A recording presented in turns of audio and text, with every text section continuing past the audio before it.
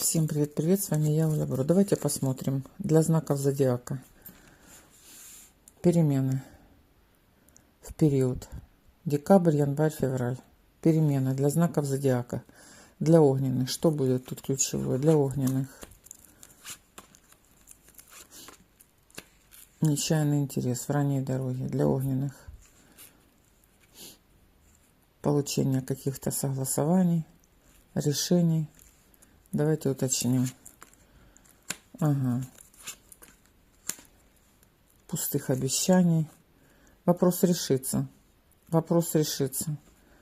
Для огненных знаков вопрос решится. Были задержки встреч. Огненные знаки.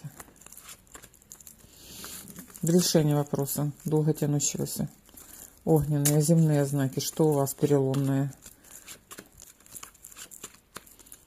В ближайшее время интерес тоже, видите, у всех вопрос решения в казенном доме. У каждого это свой. Для кого-то это больница, для кого-то это госучреждение, да?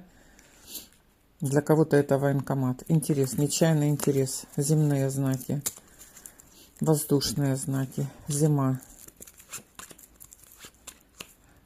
Смотрите, для всех знаков проигрывается в ранней дороге в ближайшее время нечаянный интерес. Одна и та же информация для всех знаков идет. Так, посмотрим водные. Что водные? Водные. Опять. Нечаянно. Женщина. Мужчина. Что? Действия дают надежду. Нечаянно появится надежда. Смотрите, для всех знаков этой зимой мы видим какие-то появляются неожиданные возможности в сторону улучшения.